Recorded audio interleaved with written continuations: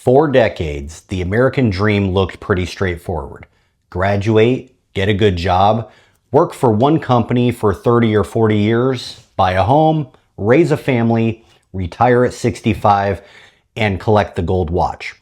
That path has worked well for many people over the decades. But if you haven't noticed, today's version of the American dream is starting to look a little different. My name is Mark. Welcome to the Gentleman Broker Mortgage Brief.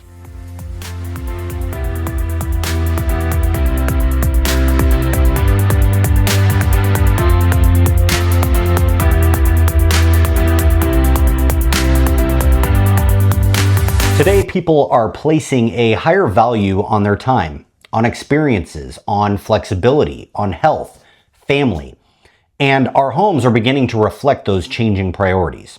Think about what buyers are asking for today. It's not just 3-bed, 2-bath anymore. They want a home office, a flexible room that can become a gym, a classroom, a guest room, a gaming room, or a business space. They want outdoor spaces where friends and family can gather. They want outdoor cooking areas. They want kitchens that bring people together. And many buyers want homes that are move-in ready because time has become one of our most valuable resources. With busy careers, rising labor costs, and expensive renovations, many people would rather spend their weekends making memories than remodeling a bathroom. At the same time, we're also seeing retirement evolve.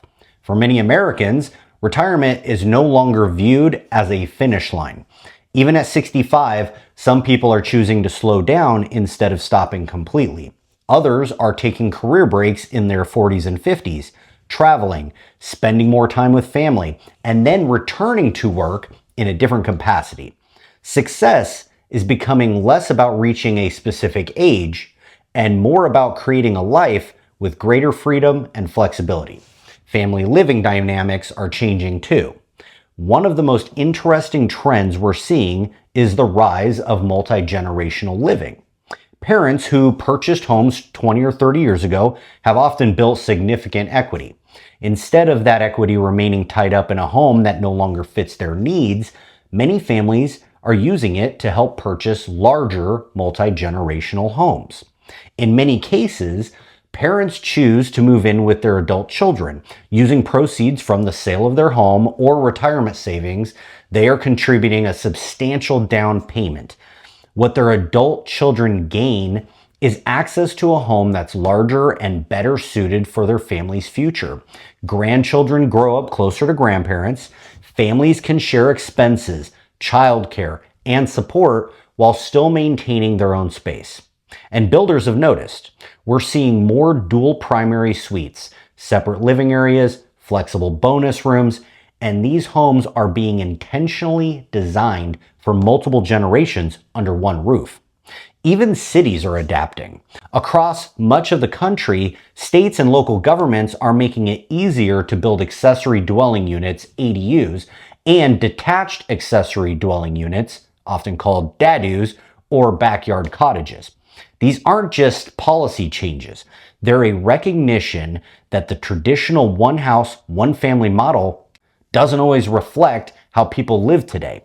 Housing is becoming more adaptable because life has become more adaptable and also more expensive. When you step back and look at all of this together, a pattern begins to emerge. Work has changed. Retirement has changed. Families have changed. Cities are changing, costs are changing, and homes are changing right along with them. The American dream hasn't disappeared, it's adapting. But are these simply my observations, or do the numbers actually support what we're seeing? Let's take a look.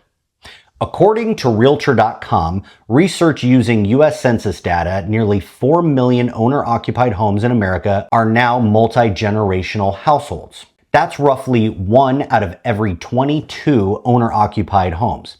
And that number has steadily grown over the last decade. What's driving it? Well, all the things I mentioned: affordability, childcare, caring for aging parents, and families simply wanting to spend more time together. But this trend isn't evenly spread across the country. Some areas are embracing multi-generational living much faster than others. Metropolitan areas like Honolulu, Riverside, Stockton, McAllen, and Bakersfield rank among the highest in the nation. Interestingly, for those of you in my state of Washington, Spokane has also emerged as one of the fastest growing metropolitan areas for multi-generational households over the past decade. Hey friends, go ahead and hit that subscribe button for me. I'd really appreciate the support.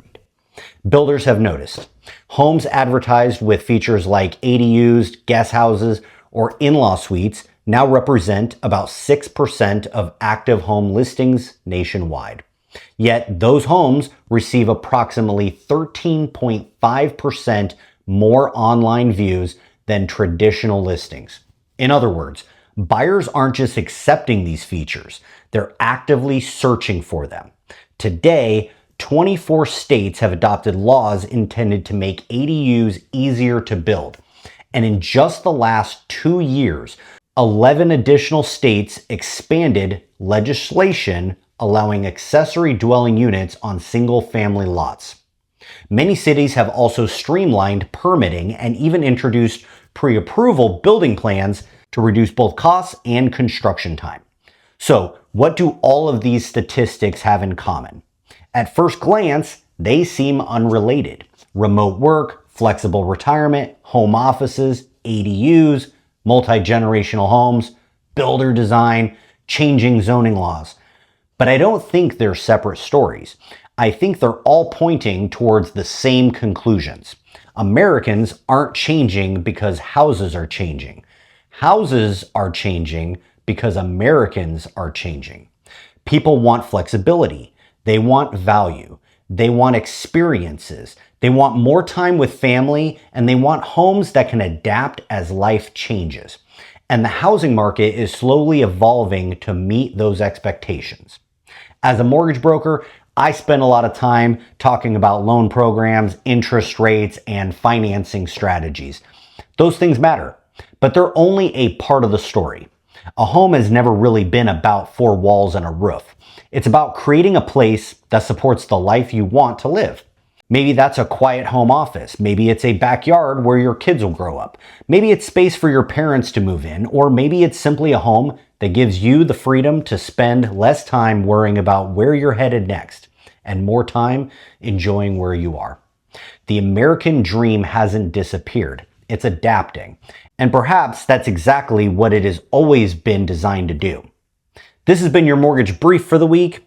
As family and friends battle the multiple fires in Spokane over the weekend, causing hundreds of structures destroyed, tens of thousands of people displaced from their homes, I will leave you with this quote by Martin Luther King Jr. "We must accept finite disappointment, but never lose infinite hope."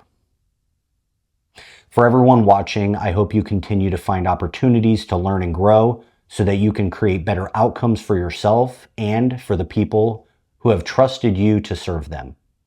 My name is Mark, and I am the Gentleman Broker.